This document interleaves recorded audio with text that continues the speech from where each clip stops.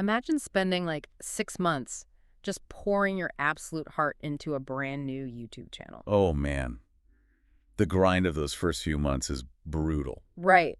It's so much work. You're building these incredible atmospheric history documentaries, and then finally you hit 1 million views on a video about the Roman Empire. A huge milestone. Exactly. You cross that subscriber threshold. You finally get to hit that glorious monetize button, and you're thinking, well, this is it. That digital real estate is finally paying off. Which is the dream for, anyone listening to this right now. But then a few days later, instead of a direct deposit, you get an email.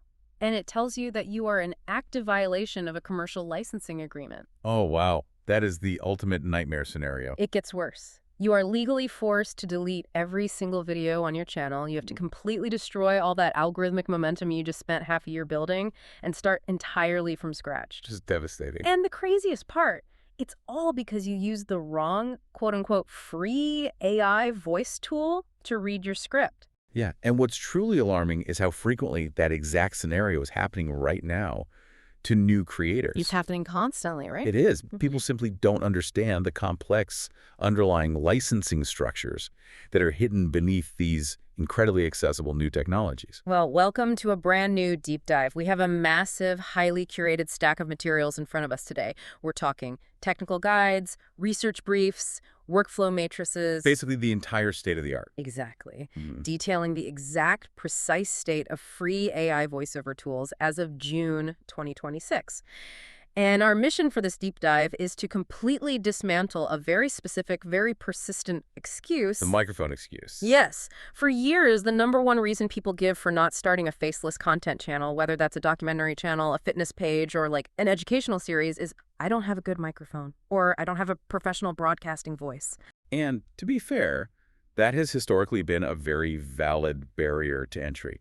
I mean, if you wanted to produce broadcast quality audio in the past, you were looking at a really significant capital investment. Oh, absolutely. The gear alone was crazy. Right. You needed to purchase acoustic foam for room treatment, a high-end XLR microphone, a dedicated preamp, and an audio interface. It added up fast. And if you didn't have the budget or, the technical expertise to set all that physical gear up, Then your only other option was to hire a professional human voiceover artist. Huh.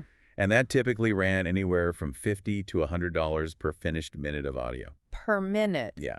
So for someone just testing the waters of content creation, Yeah. just trying to see if their idea works, that financial friction was completely insurmountable. But the reality buried in these 2026 workflow matrices that we're looking at today is that this excuse is officially dead. It's entirely obsolete. The technology hasn't just improved. The entire underlying economic model of audio production has basically inverted. That's a great way to put it. So, whether you are looking to start that long-form documentary channel, whether you want to post like high-energy shorts to social media, or even if you just want to automate a slide presentation for work without spending a single dime of your own money, this deep dive is your blueprint. We're going to give you the exact steps. Exactly. We're going to reveal exactly how you can build a fully legal, broadcast-quality audio production chain for exactly $0. The crucial element we really need to explore here, though, is that while the technology itself feels like magic right now, clicking a button and getting a human-sounding voice is only about, I'd say, 10% of the equation. Right. The button click is the easy part. Exactly. The real secret to building a sustainable asset lies in mastering the workflow, understanding the intricate post-production audio engineering, and having an ironclad grasp of your legal rights. So to understand why the rules of the game have completely changed, we kind of have to look at the timeline. Because I think a lot of people, maybe even you listening right now, are still carrying around assumptions from just a few years ago. Oh, definitely. The landscape has moved incredibly fast. If you asked someone in, say, 2022 what an AI voice sounded like, they would accurately describe something robotic, jittery, and completely devoid of emotion. Yeah, that assumption was entirely accurate for the era of what we call concatenative synthesis. Concatenative synthesis. Okay, break that down for us. Well, understanding how that older technology worked is really essential for appreciating the paradigm shift we're currently experiencing. Concatenative synthesis was essentially an audio mosaic. Like a collage of sounds. Exactly. Software developers would bring human voice actors into a recording studio and have them read thousands upon thousands of random, phonetically diverse sentences. So they were basically just reading raw audio data, not even a real script. Precisely. just hours of disconnected sounds. Then the system would take those hundreds of hours of recordings and digitally chop them down into microscopic phonetic units. We're talking really tiny pieces, right? Minuscule. Every tiny vowel sound, every hard consonant, every subtle transition between, like, a th and an air sound. Okay, so they have this massive database of sound chunks. Right, so when you typed a script into one of these older systems, the software would scan its database, find the individual phonetic puzzle pieces, and digitally glue them together to form your words. It's basically like cutting individual letters and words out of a dozen different magazines to paste together a ransom note. That is the perfect analogy. Like, technically, yes, you are creating a new sentence, but visually, or in this case, auditorily, it's just a jagged mess. And that ransom note auditory artifact is exactly what people associate with bad AI. I mean, you could quite literally hear the digital seams where two mismatched audio clips were forced together. Oh, yeah, you'd hear the pitch suddenly jump right in the middle of a word. Exactly, because the original source files were spoken with entirely different inflections on different days. There was no overarching emotional arc to a sentence. And the breathing was always super weird, too. Right. Breathing was either entirely absent, which made the voice sound really claustrophobic and unnatural, or it was inserted at bizarre, mathematically generated intervals that made no conversational sense. But then, right around 2024 and pushing really heavily through 2025, we crossed this massive invisible threshold into something called neural text-to-speech. And this was the game changer. It completely abandoned the ransom note method. It did.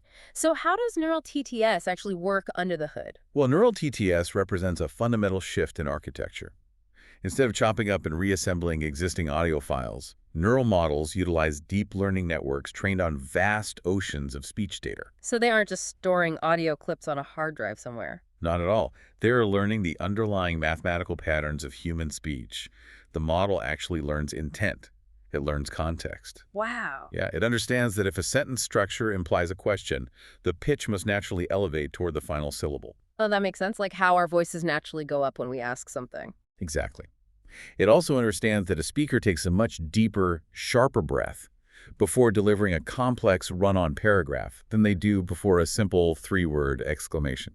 The analogy from our research notes that I think perfectly crystallizes this is the evolution of photography. Oh, I love this comparison. Right. So think about the shift from older digital cameras to modern smartphone cameras.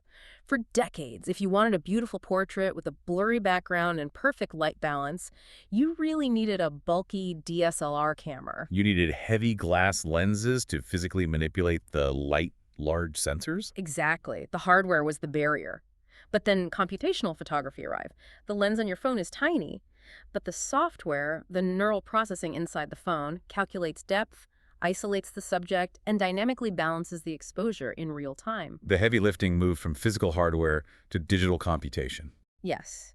And neural TTS is basically computational photography for audio. You don't need the physical foam panels and the expensive microphone anymore because the neural net in the cloud is mathematically predicting and generating the perfect audio waveform entirely from scratch. And that technological leap triggered a massive economic shift, which is really the crux of our deep dive today. Because it wasn't always free, right? No, definitely not. When neural TTS first debuted, generating those mathematical waveforms required immense computational power. We refer to this in the industry as compute inference. Right, running those massive models. Running them was incredibly expensive for the server hosts, which is why the early adopters had to pay $30 or $40 a month just to access a decent voice. But over the last 2 years, something changed. Yes. The underlying hardware became exponentially more efficient, and the software models were highly optimized.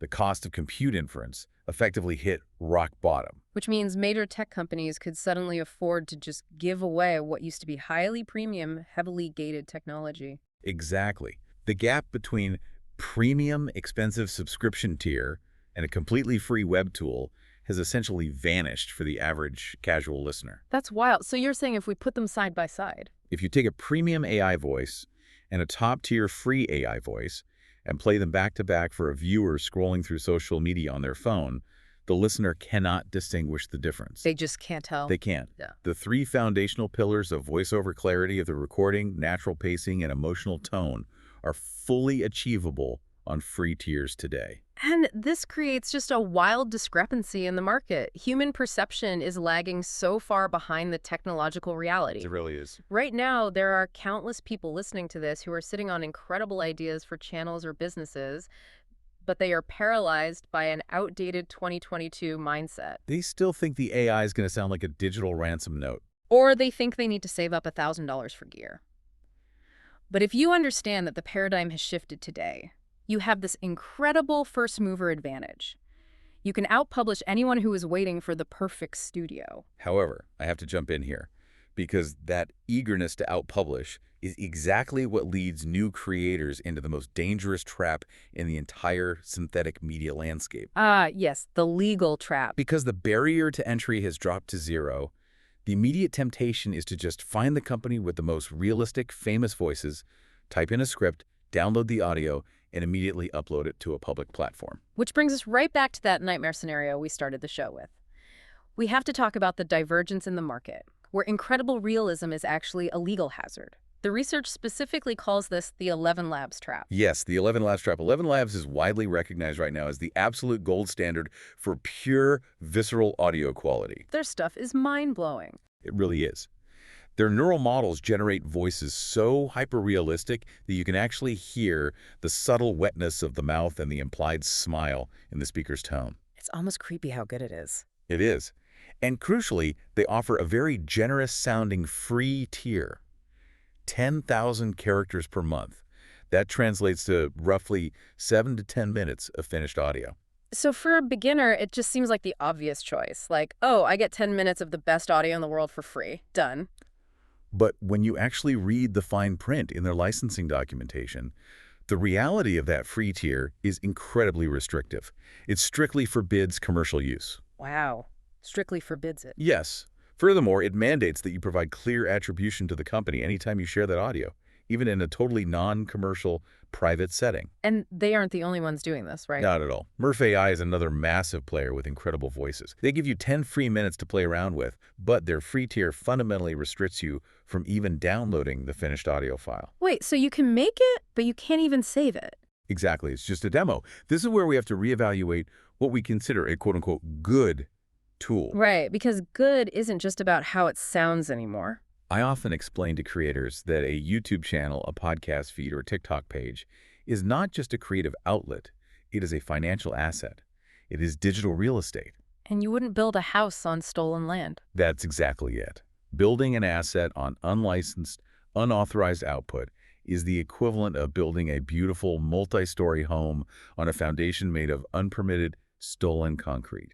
It might look flawless from the outside, but it is structurally doomed. Okay, let me unpack this, though. I can definitely see the counter-argument a new creator might make here. Sure, what's the pushback? So if I'm starting a channel with literally 0 subscribers, and I'm not in the YouTube partner program yet, I'm not making a single dime. So why should I care about commercial rights on day one? I hear this all the time. Right, like why wouldn't I just use the hyper-realistic 11 Labs free tier to artificially boost my production value, get my first 10,000 subscribers, and then, just worry about cleaning up the legal mess once the channel is actually monetized? It sounds logical, but here is the flaw.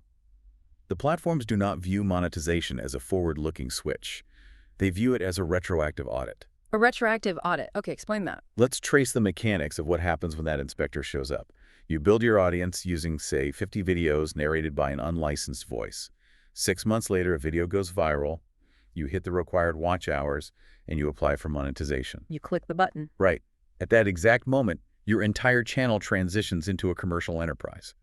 Every single historical video you built using that free tier is now an active violation of the tool's terms of service. And fixing that isn't just a matter of, paying a small fine or just suddenly upgrading your account, is it? No, because the license you lacked was for the creation of those specific assets in the past. To retroactively fix the copyright infringement, you must completely rebuild the videos. Oh my gosh, from scratch. Yes.